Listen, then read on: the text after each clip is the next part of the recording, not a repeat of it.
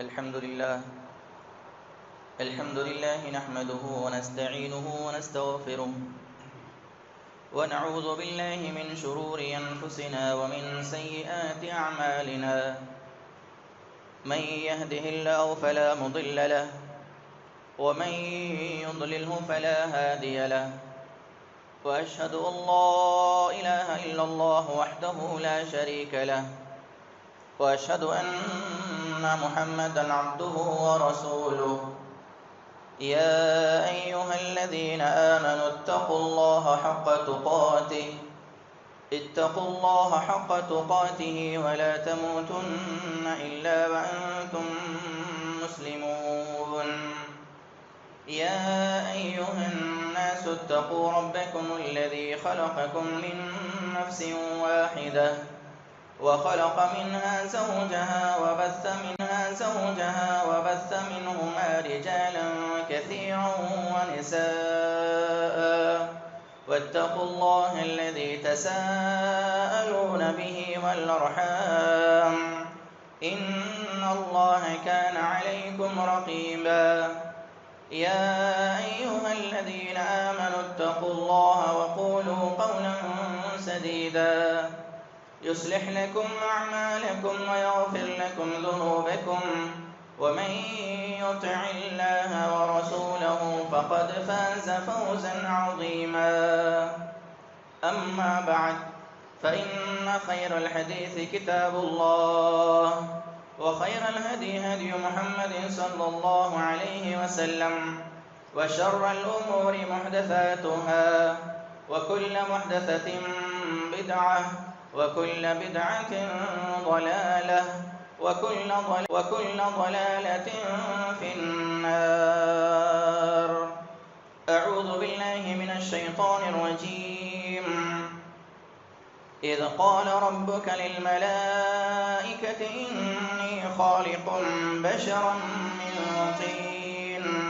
فإذا سويته ونفخت فيه من روحي فقعوا له ساجدين فسجد الملائكة كلهم أجمعون إلا إبليس استكبر وكان من الكافرين. عن أبي هريرة رضي الله عنه قال قال رسول الله صلى الله عليه وسلم قال الله عز وجل الكبرياء ردائي والعصمة إزاري فمن نازعني واحدا منهما فقذفته في النار رواہ ابی والسلام. ہر قسم کی تعریف حمد و ثنا بڑائی کبریائی پاکیزگی بزرگی اور برتری اس اللہ رب العالمین احکم الحاکمین کے لیے لائق زیبا و سزاوار ہے جو ساری کائنات کا مالک خالق مدبر مشکل کشا حاجت روا اور آقا ہے جس کے ذات میں کوئی شریک نہیں ہے نہ اس کا کوئی مشیر ہے نہ اس کا کوئی وزیر ہے نہ اس کی کوئی اولاد ہے اور نہ وہ کسی کی اولاد ہے. وہ ہر قسم کے عیب سے پاک اور مبرہ ہے. سبحان ما شانہ سبحان اللہ و بحمدہ سبحان اللہ العظیم. درود و سلام کا نزول ہو تمام انبیاء کرام علیہم السلام پر جنہیں اللہ رب العالمین نے اپنی دعوت اور اپنے پیغام کے ساتھ بندوں کے سامنے اور ان کے پاس بھیجا اور جنہوں نے اللہ رب العالمین کے بندوں کے سامنے اللہ رب العالمین کے پیغام کو اور اس کی دعوت کو ایمانداری و دیانتداری کے ساتھ پہنچایا. خصوصاً میرے اور آپ کے آخری نبی احمد مصطفیٰ محبوب کبریا پیغمبر رب ارض والسماء امام الحرمین امام القبلتین محمد الرسول اللہ صلی اللہ تعالی علیہ وعلی آلہ واصحابہ وبارک وسلم پر جنہیں اللہ رب العالمین نے ساری کائنات والوں کے لیے نبی اور رسول بنا کر بھیجا اور جن کی نبوت و رسالت قیامت کی صبح تک باقی رہنے والی ہے. اللہم صلی علی محمد وعلی آل محمد کما صلیت علی ابراہیم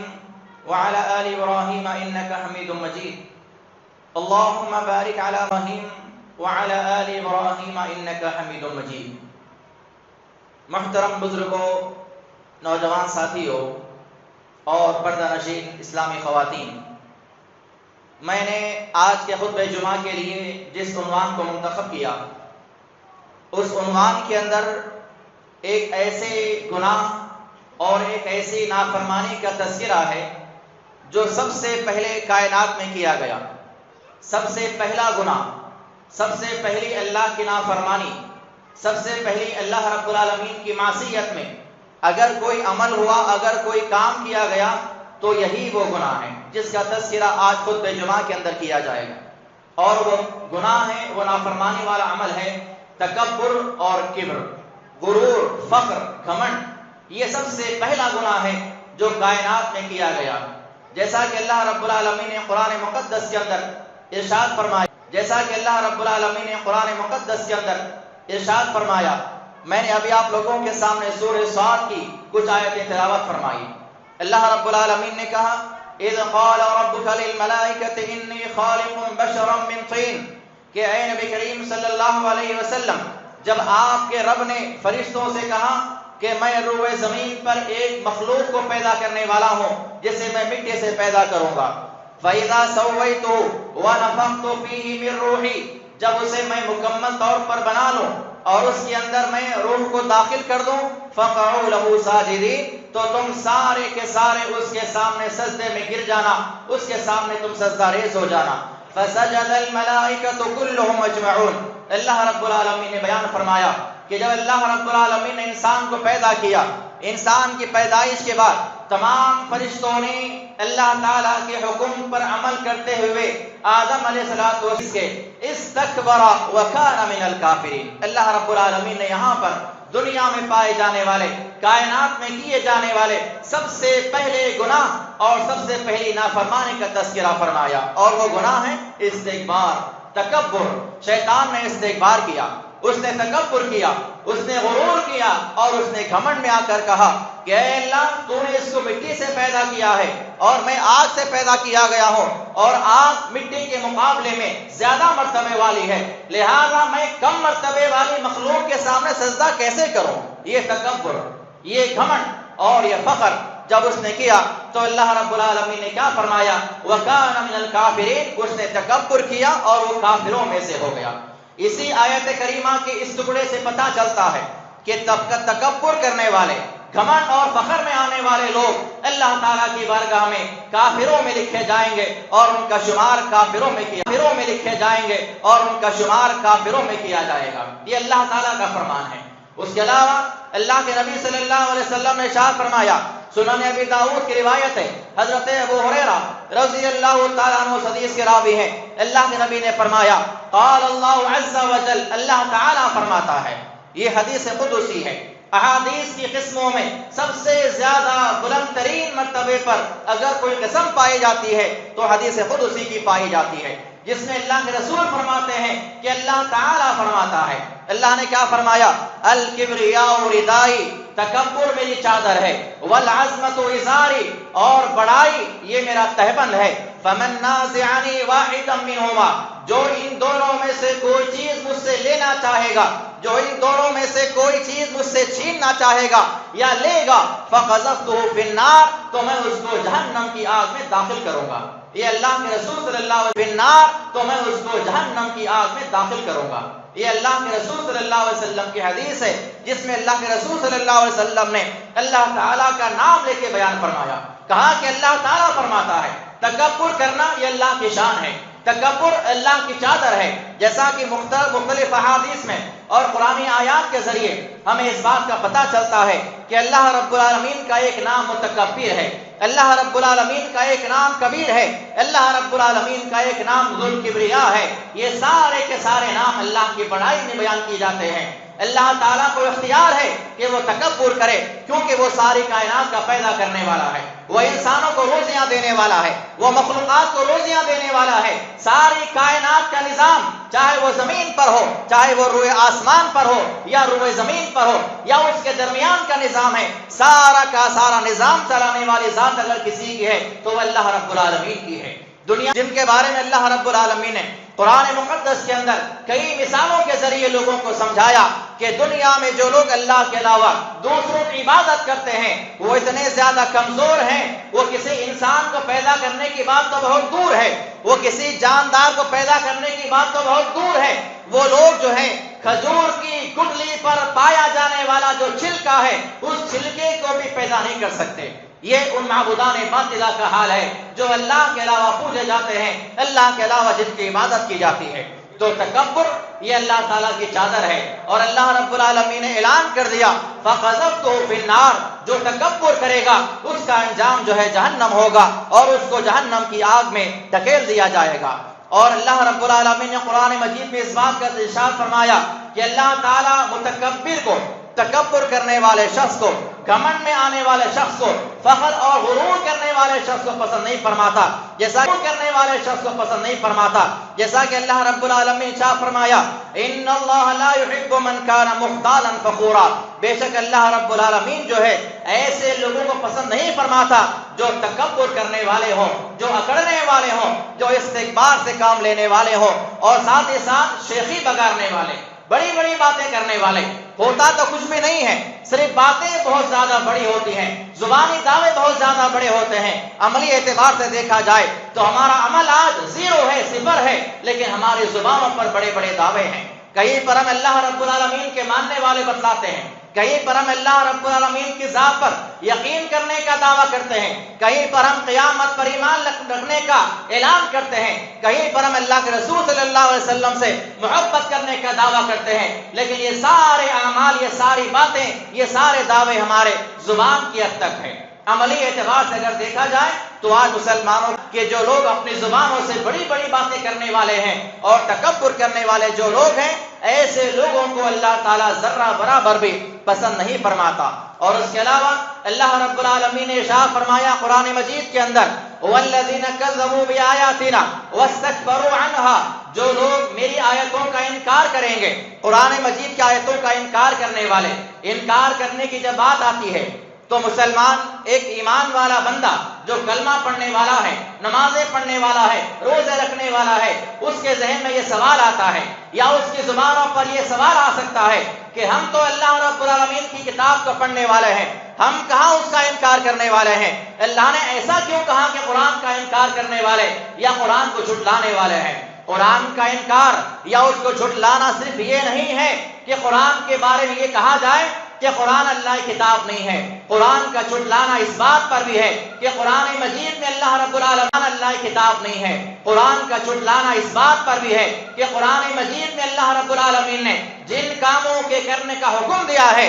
اگر ان کاموں کو نہ کیا جائے تو یہ قرآن کا انکار ہے۔ اللہ رب العالمین نے قرآن مجید کے اندر جن کاموں کے کرنے سے منع فرمایا ہے اگر ان کاموں سے اپنے آپ کو نہیں روکتے تو یہ قرآن کو جھٹلانا ہے، یہ قرآن کا انکار ہے۔ قرآن مجید میں اللہ رب العالمین نے حلال و حرام کی تمیز بتائی ہے، اگر ہم قرآن مجید کو ماننے والے ہیں تو حلال و حرام کی تمیز کو اپنے جگہ پر رکھنا اور اس کے مطابق زندگی کے اعمال کو ڈھال لینا یہ ہمارا فریضہ اور ہمارا وطیرہ ہونا چاہیے۔ اگر ہم قرآن مجید کے ماننے کے دعوے دار ہیں، ایک طرف دعویٰ تو کرتے ہیں قرآن کو ماننے کا اور دوسری طرف اگر ہمارے اعمال کے اندر حلال و حرام کی تمیز نہیں ہے، ہم حرام سے آئے حلال سے آئے جہاں سے جیسا آتا ہے اگر اپنے جیبوں میں بھرتے ہیں، اپنے مالوں کو جمع کرتے ہیں تو یہ قرآن کا انکار کرنا ہوا۔ یہ قرآن وار سود لین دین آج عام ہو چکا ہے، غیروں میں نہیں، کافروں میں نہیں، مشرکوں میں نہیں، بلکہ مسلمان قوم کے اندر آج سود لین دین بہت زیادہ عام ہو چکا ہے۔ کہیں پر فائنینس کے نام پر، کہیں پر بیاج پٹی کے نام پر، کہیں پر ای ایم آئی کے نام پر الگ الگ نام اس کے دیے گئے ہیں، لیکن وہ ساری قسمیں اگر دیکھا جائے تو وہ سود کی قسمیں ہیں۔ ایک طرف دعویٰ یہ ہے قرآن کو ماننے کا، ایک طرف دعویٰ تو یہ ہے ہم قرآن کے پڑھنے والے ہیں، اور دوسری طرف اللہ رب العالمین نے جس چیز کو حرام کیا ہے اسے آج ہم بلا کسی خوف کے جو ہے استعمال کر رہے ہیں۔ ہماری زندگی کے اندر وہ چیز ایسی آ چکی ہے گویا کہ وہ چیز حلال ہے، اللہ نے اس کو حلال کیا ہے، ایسا اس کو استعمال کیا جا رہا ہے اور ایسا وہ چیز جو ہے آج عام ہو چکی ہے۔ اور اللہ رب العالمین کی پناہ اس بات سے، بعض ایسے بھی لوگ ہیں ہمارے شہر کے اندر، بعض ایسے لوگ ہیں جنہوں نے یہ کہا ہے کہ حالت مجبوری میں سود کا لینا جائز ہے، انہوں نے یہ کہا ہے کہ حالت مجبوری میں سود کا لینا جائز ہے، جبکہ اللہ رب العالمین نے پورے قرآن مجید کے اندر کہیں پر بھی اس بات کا تذکرہ نہیں فرمایا۔ اللہ کے نبی صلی اللہ علیہ وسلم نے پورے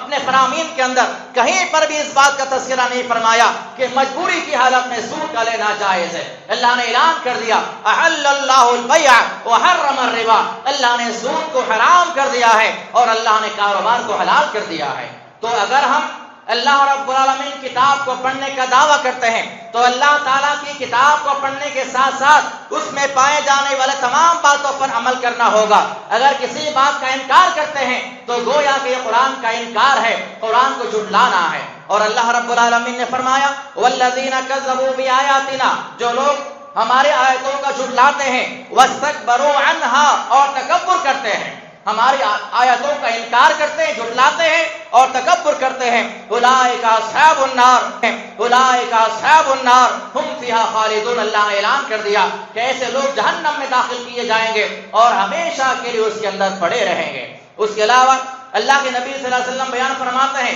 صحیح مسلم کی روایت ہے، لا يدخل الجنۃ من کان فی قلبہ مثقال ذرۃ من کبر، وہ آدمی جنت میں ہرگز داخل نہیں ہوگا جس کے دل میں ایک رائی کے دانے کے برابر تکبر پایا جائے گا۔ آدمی آج ہمارے پاس آج کتنے قسم کے تکبر ہیں، کوئی اپنے مال پر تکبر کرتا ہے، کوئی اپنی جائیداد پر تکبر کر رہا ہے، کوئی اپنے صحت کے معاملے میں تکبر سے کام لیتا ہے، کوئی اپنے آل اور اولاد کے بارے میں تکبر سے کام لیتا ہے کہ میرے اتنے اولادیں ہیں، میرے اتنے بیٹے بیٹیاں ہیں، میرے پاس اتنا مال ہے، میرے پاس اتنی جائیدادیں ہیں۔ مختلف قسم کے تکبر اور مختلف قسم کے غرور و گھمنڈ آج مسلمانوں کے اندر پائے جا رہے ہیں، اور اللہ رب العالمین نے فرمایا کہ جو تکبر کرنے والے لوگ ہیں، انکار کرنے والے لوگ ہیں، ان کا ٹھکانہ اللہ نے بیان فرمایا کہ اولئک اصحاب النار، یہ جہنم والے ہیں، ہم فیہا خالدون، اور اس میں ہمیشہ کے لیے داخل کر دیے جائیں گے۔ اور اللہ کے نبی نے فرمایا ایک رائی کے دانے کے برابر بھی اگر کسی کے دل میں تکبر پایا جائے گا تو وہ ہرگز جنت میں داخل نہیں کیا جائے گا۔ اور اللہ رب العالمین نے قرآن مجید کے اندر سمجھانے کے لیے ایک مثال دے کے ارشاد فرمایا کہ وَإِنَّ الَّذِينَ كَذَّبُوا بِآيَاتِنَا وَاسْتَكْبَرُوا عَنْهَا، جو لوگ ہماری آیتوں کو جھٹلاتے ہیں اور تکبر سے کام لیتے ہیں، لَا تُفَتَّحُ لَهُمْ أَبْوَابُ السَّمَاءِ، ان لوگوں کے لیے آسمان کے دروازے نہیں کھولے جائیں گے، حَتَّى يَلِجَ الْجَمَلُ فِي سَمِّ الْخِيَاطِ، یہاں تک کہ اونٹ جو ہے سوئی کے ناکے میں سے نہ گزر جائے۔ ایک سوئی کا جو ناکا ہوتا ہے جس میں دھاگا ڈالا جاتا ہے، جہاں وہ دھاگا ڈالا جا رہا ہے اس سوراخ میں سے اونٹ جب تک کہ نہ گزر جائے اس وقت تک ایسے لوگوں کے لیے آسمان کے دروازے نہیں کھولے جائیں گے، جنت کے دروازے نہیں کھولے جائیں گے، رحمت کے دروازے نہیں کھولے جائیں گے، روزیوں کے دروازے نہیں کھولے جائیں گے۔ کب تک؟ جب تک کہ سوئی کے سوراخ میں سے اونٹ نہ گزر جائے۔ اور ایک عام آدمی اس بات کو جان سکتا ہے، اچھی طرح سمجھ سکتا ہے کہ ایک معمولی سوئی کے سوراخ میں سے اونٹ کا گزرنا ناممکن ہے، تو جیسا ایک سوراخ، چھوٹے سے سوراخ میں سے اونٹ کا گزرنا ناممکن ہے، ایسا ہی تکبر کرنے والے کا جنت میں داخل ہونا ناممکن ہے۔ اللہ رب العالمین نے مثال کے ذریعے سمجھایا کہ جو لوگ تکبر کریں گے، اللہ کی آیتوں کا انکار کریں گے، ان کے لیے آسمان کے دروازے، جنت کے دروازے، رحمت کے دروازے، روزیوں کے دروازے نہیں کھولے جائیں گے یہاں تک کہ اونٹ جو ہے سوئی کے سوراخ میں سے نہ گزر جائے۔ کذالک نجزی المجرمین، ہم اسی طرح مجرموں کو بدلہ دیا کرتے ہیں۔ تو تکبر یہ بہت برا، جس کے بارے میں اللہ رب العالمین نے قرآن مجید کے اندر مختلف مقامات پہ تذکرے بیان فرمائے ہیں۔ اس کے علاوہ تکبر جن کے دلوں میں آ جاتا ہے، جن کے دلوں میں تکبر پیوست ہو جاتا ہے، جن کے دلوں میں تکبر مضبوطی کے ساتھ جم جاتا ہے، وہ اللہ تعالیٰ کے عذابات کو دیکھ کر بھی توبہ و استغفار نہیں کرتے۔ اللہ کے عذابات آتے ہیں، اس کے باوجود بھی وہ لوگ ہوش میں نہیں آتے، انہیں عقل نہیں آتی، انہیں سمجھ نہیں آتی۔ جیسا کہ اللہ رب العالمین نے بیان فرمایا فَأَرْسَلْنَا عَلَيْهِمُ الطُّوفَانَ وَالْجَرَادَ وَالْقُمَّلَ وَالضَّفَادِعَ وَالدَّمَ آیَاتٍ مُفَصِّلَاتٍ فَاسْتَكْبَرُوا وَكَانُوا قَوْمًا مُجْرِمِينَ۔ اللہ رب العالمین نے قوم فرعون کا تذکرہ بیان فرمایا کہ موسیٰ علیہ السلام نے فرعون کے سامنے اللہ رب العالمین کی دعوت کو پیش کیا، اعلان کیا موسیٰ علیہ السلام کے سامنے، فرعون کے سامنے موسیٰ علیہ السلام نے کہ اللہ رب العالمین نے مجھے رسول بنا کر بھیجا ہے، تم ایک اللہ کی عبادت کرو جو ساری کائنات نے مجھے رسول بنا کر بھیجا ہے، تم ایک اللہ کی عبادت کرو جو ساری کائنات کا پیدا کرنے والا ہے، تمہارا پیدا کرنے والا ہے، میرا پیدا کرنے والا ہے، سارے کائنات کو روزیاں دینے والا ہے، نفع و نقصان کا مالک ہے، موت و حیات کا مالک ہے، عزتوں کا دینے والا وہی ہے، ذلتوں کا دینے والا وہی ہے۔ تو فرعون نے کیا کیا؟ فرعون نے موسیٰ علیہ السلام کو جادوگر کہا، کہیں پر پاگل کہا، کہیں پر شاعر کہا، جادوگروں سے مقابلہ کروایا۔ اللہ رب العالمین نے فرعون کے اوپر اور اس کی قوم کے اوپر عذاب نازل فرمایا۔ اللہ نے فرمایا فَأَرْسَلْنَا عَلَيْهِمُ الطُّوفَانَ، پہلے طوفان کا عذاب آیا۔ قوم فرعون پہ طوفان کا عذاب جب آتا ہے تو موسیٰ علیہ السلام کے پاس فرعون آتا ہے اور التجا کرتا ہے کہ اے موسیٰ، اللہ سے دعا کر کے اس عذاب کو ہٹا لو، اگر عذاب ہٹ جائے گا تو میں اللہ پر ایمان لاؤں گا۔ موسیٰ علیہ السلام نے دعا فرمائی، موسیٰ علیہ السلام کی دعا سے فرعون پر جو اللہ نے عذاب مسلط کیا تھا طوفان کا، وہ عذاب ہٹا دیا گیا۔ اللہ نے پھر آگے فرمایا وَأَمَلْ جَرَادَ، اس کے بعد اللہ رب العالمین نے ٹڈیوں کا عذاب بھیجا۔ ٹڈیاں جو ہوتے ہیں جنگلات میں، باغات میں، کھیتوں میں، اکثر بارش کے موقع پر ہم اس کو دیکھتے ہیں۔ ٹڈیاں چھوٹا جانور ہے لیکن جس جناز میں یا جس کھیت میں وہ پایا جائے، اگر کہیں پر پیدا ہو جائے تو ساری کی ساری فصل تباہ کر دیتے ہیں، سارا کھیت تباہ برباد کر دیتے ہیں۔ ان کو اللہ نے ایسا اختیار دیا ہے اور ان کو اللہ رب العالمین نے ایسے اس انداز سے پیدا کیا ہے۔ اللہ رب العالمین نے قوم فرعون پر ٹڈیوں کا عذاب نازل فرمایا۔ جب بھی وہ کھانا کھانے بیٹھتے ان کے نیوالوں میں ٹڈیاں، پانی پینے بیٹھ جاتے پانی کی گلاس میں ٹڈیاں، سونے کے لیے جاتے بستروں میں ٹڈیاں، ان کے کھیتوں میں ٹڈیاں، ان کے تمام باغات کو تباہ و تباہ کر دیا گیا۔ موسیٰ علیہ السلام سے دوبارہ درخواست کی گئی کہ اے موسیٰ، اللہ سے دعا کرو اور اس عذاب کو ہم سے دور کروا دو۔ موسیٰ علیہ السلام نے اللہ سے دعا فرمائی، اللہ رب العالمین نے عذاب کو ہٹا لیا، لیکن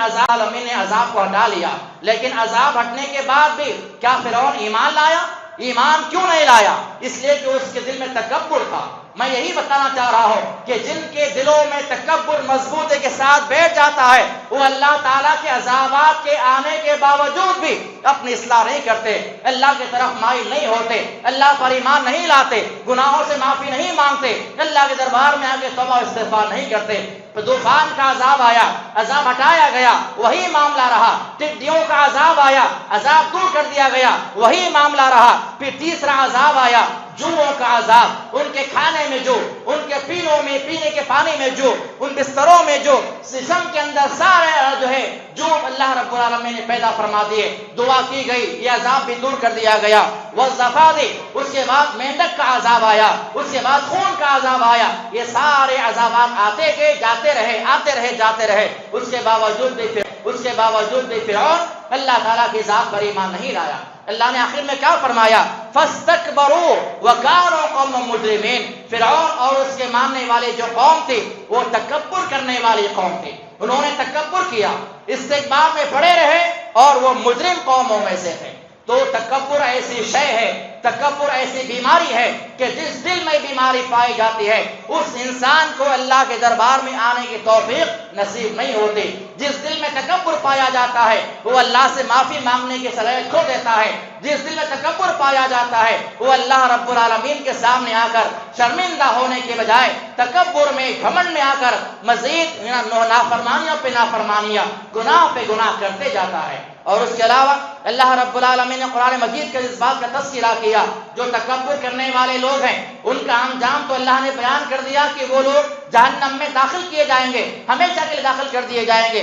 لیکن کن کے ساتھ داخل کیے جائیں گے؟ اللہ رب العالمین نے بیان فرمایا وَقَارُونَ وَفِرْعَوْنَ وَهَامَانَ وَلَقَدْ جَاءَهُم مُوسَىٰ بِالْبَيِّنَاتِ فَاسْتَكْبَرُوا فِي الْأَرْضِ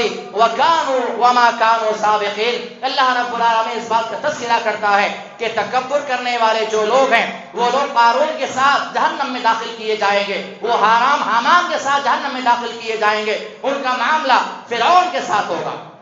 اور فرعون کون ہے؟ روئے زمین پر سب سے زیادہ بڑا ظالم، اس سے بڑا ظالم اس سے بڑا جابر نہ اس سے پہلے کبھی پیدا ہوا نہ اس کے بعد کبھی پیدا ہوا ہے۔ سب سے بڑا جابر، سب سے بڑا ظالم اگر کوئی تھا روئے زمین پر تو فرعون تھا، جس نے خدائی دعویٰ کیا تھا۔ ایسے فرعون کے ساتھ، ایسے لوگوں کے ساتھ جو ہے تکبر کرنے والوں کو اللہ تعالیٰ قیامت کے دن داخل کرے گا اور وہ جہنم ان کے ساتھ داخل کیے جائیں گے۔ اس کے علاوہ جو لوگ تکبر کرتے ہیں ان کا عذاب،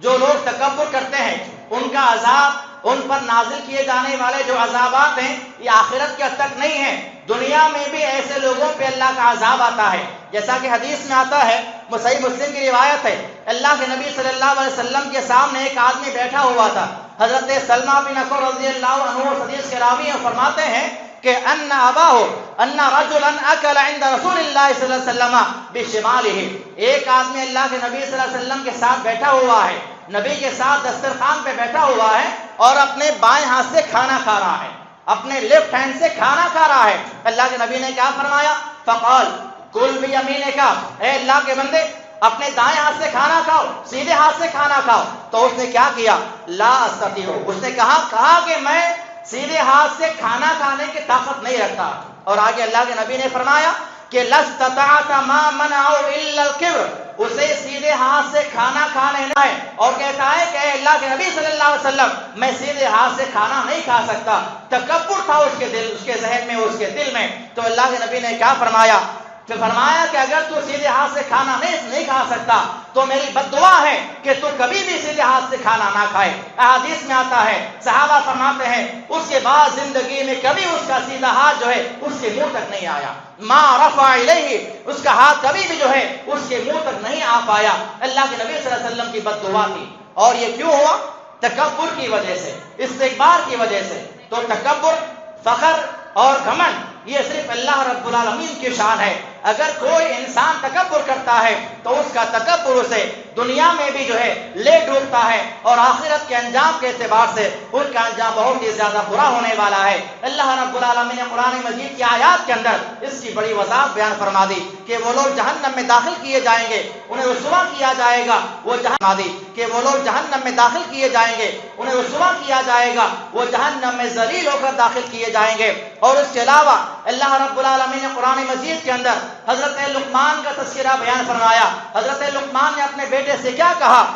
کہ یا بنیا، اے میرے بیٹے، لا تصعر خدک للناس، جب لوگوں سے ملاقات کرو تو لوگوں سے ملاقات کرتے وقت اپنے گالوں کو نہ پھلاؤ، یعنی لوگوں سے ملاقات کرتے ہوئے ایک طرف ہاتھ بڑھے ہوئے ہیں، چہرہ دوسری طرف پھیرا ہوا ہے، کیوں ملو؟ یہ مجھ سے کم درجے کا ہے، اس کے پاس مال کم ہے، اس کے پاس اولاد کم ہے، اس کا مرتبہ کم ہے، اس کا رتبہ کم ہے، میں اونچے محل کا رہنے والا ہوں، میرے پاس اونچا خاندان ہے، میرے پاس زیادہ مال ہے، میرے پاس زیادہ دولت ہے، میرے پاس عہدہ ہے، میرے پاس منصب ہے، یہ چھوٹا آدمی ہے، میں بڑا آدمی ہوں، مل تو رہا ہے لوگوں کے سامنے لیکن چہرے پہ جو ہے ناگواری کے آثار ہے۔ اللہ نے فرمایا وَلَا تُصَعِّرْ خَدَّكَ لِلنَّاسِ مَرَحًا، کہ لوگوں سے ملاقات کرتے وقت جو ہے کبھی بھی جو ہے اپنے گالوں کو پھلا کر نہ ملا کرو۔ وَلَا تَمْشِ فِي الْأَرْضِ مَرَحًا، اور زمین میں جب چلو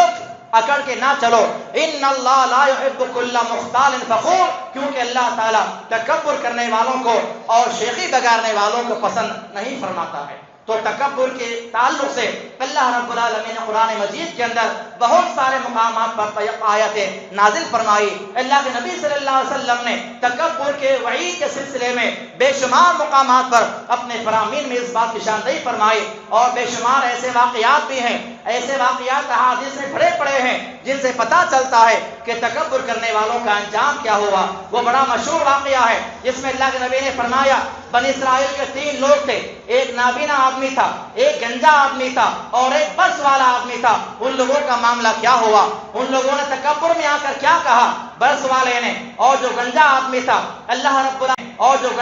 تھا اللہ رب العالمین نے اس کی بیماری کو دور کیا، ان دونوں کو اللہ نے مال دیا، وہ لوگ مالدار ہو گئے، بیماری کے اعتبار سے صحت مند ہو گئے، ساری چیزیں ان کے پاس صحیح ہو گئی۔ اگر کوئی اس کے بعد ایک فرشتہ آتا ہے، عام آدمی کے لباس میں آتا ہے، ان دونوں سے سوال کرتا ہے، پہلے گنجے آدمی کے پاس آتا ہے، پھر اس کے بعد برس والے آدمی کے پاس آتا ہے، اس سے کہتا ہے اے بھائیو میں مسافر آدمی ہوں، مجھے راستہ طے کرنا ہے، منزل تک پہنچنا ہے، میرے پاس مال ختم ہو گیا ہے، اگر تمہارے پاس کچھ مال ہے جو تمہیں اللہ نے دیا ہوا ہے مجھے اپنے مال میں سے کچھ مال دے دو تاکہ میں جو ہے اپنے منزل تک پہنچ جاؤں۔ وہ دونوں تکبر میں آتے ہیں اور کیا کہتے ہیں، ارے یہ مال اللہ کا دیا ہوا مال نہیں ہے، یہ مال تو ہمارے باپ داداؤں سے چلا آ رہا ہے، ہمارے باپ امیر تھے، ہمارے دادا کا یہ مال ہے، وہاں سے سلسلے وار یہ مال چلا آ رہا ہے، ہمیں اللہ نے مال نہیں دیا ہے۔ اور جہاں تک تو بات کرتا ہے ہماری بیماری کی، ہم کبھی بیمار نے بد دعا دی اور کہا کہ اگر تم اپنی بات میں چھوٹے ہو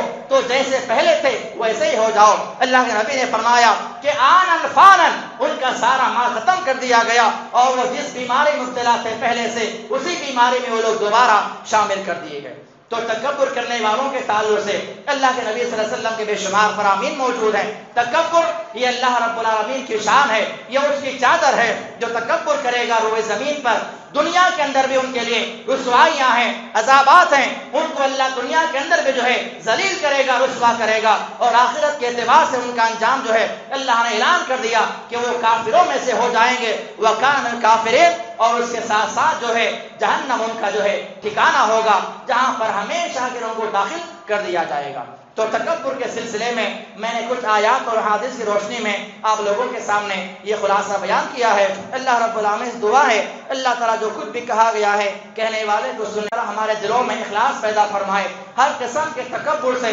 ہر قسم کے فخر اور غرور سے اللہ تعالیٰ ہم تمام کو محفوظ رکھے۔ اے اللہ ہماری عبادات کے اندر جو کوتاہیاں پائی جاتی ہیں اے اللہ ان تمام کوتاہیوں کو اپنی مہربانی سے معاف فرما دے۔ اے اللہ ہمیں نیک بنا، ہمیں اتحاد اتفاق پیدا فرما، ہم تمام کے ساتھ بھلائی کا اور خیر کا معاملہ فرما۔ جو مسلمان بیمار ہے اے اللہ ان تمام کو جو ہے شفائے کاملہ عاجلہ عطا فرما۔ جو مسلمان پریشانیوں میں، مصیبتوں میں، آفتوں میں گھرے ہوئے ہیں اے اللہ ان تمام کے ساتھ خیر کا معاملہ فرما، انہیں ہر قسم کی مصیبتوں سے نجات عطا فرما دے۔ آمین واقول قولی ھذا استغفر اللہ ولکم وآخر دعوانا ان الحمد للہ رب العالمین۔